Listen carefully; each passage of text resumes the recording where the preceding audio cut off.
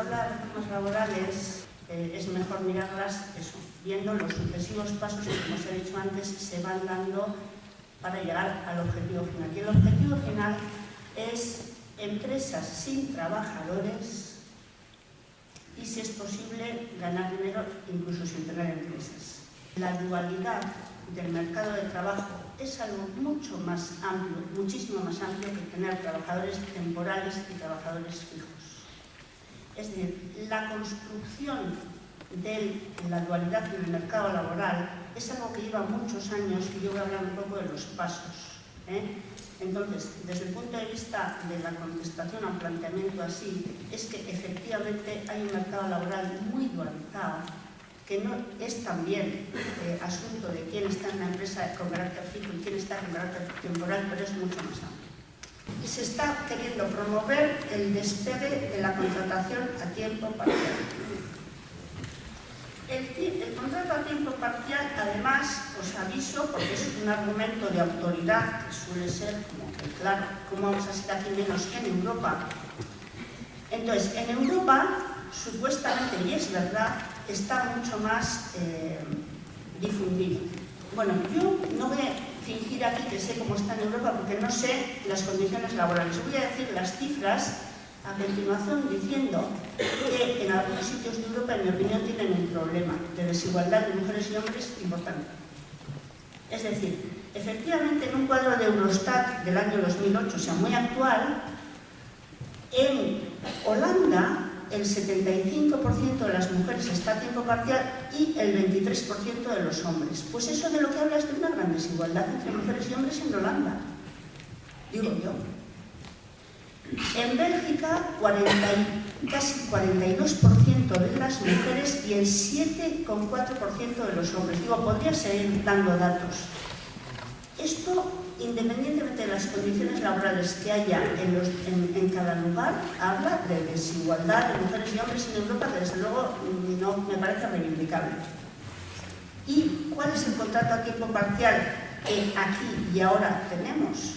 Pues un contrato a tiempo parcial que ha sido objeto de gran conflicto en las reformas laborales. Quiero decir que ahí ha habido un forcejeo impresionante.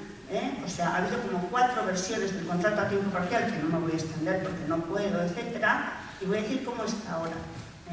Entonces, ¿cuáles han sido los núcleos de debate y de cambio en las reformas laborales? Pues un núcleo ha sido ¿cuándo se está contrato a tiempo parcial? Y ahí ha ganado la patronal por goleada.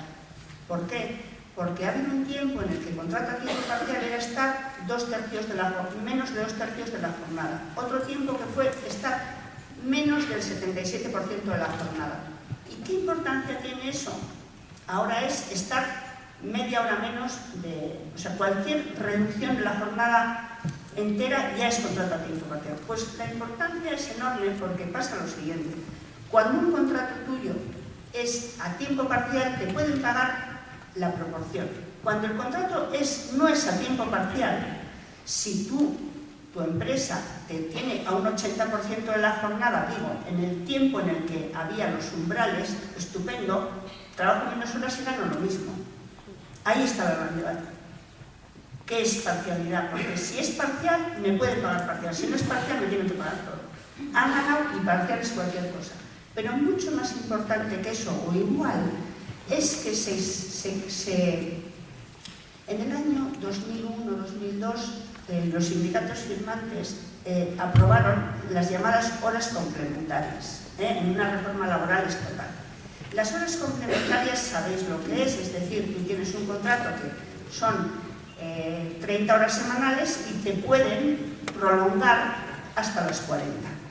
Te pueden prolongar en la peor de las versiones posibles. Si la empresa quiera, te las prolonga, pero tú no las consolidas. Hubo un tiempo, y en ese forcejeo se perdió también, hubo un tiempo en el que esas horas complementarias, si se repetían, no voy a explicar mucho de esto, las consolidabas. O sea, yo soy parcial, pero me llaman una y otra vez para complementarias. Llega un momento en que yo soy tiempo completo. No.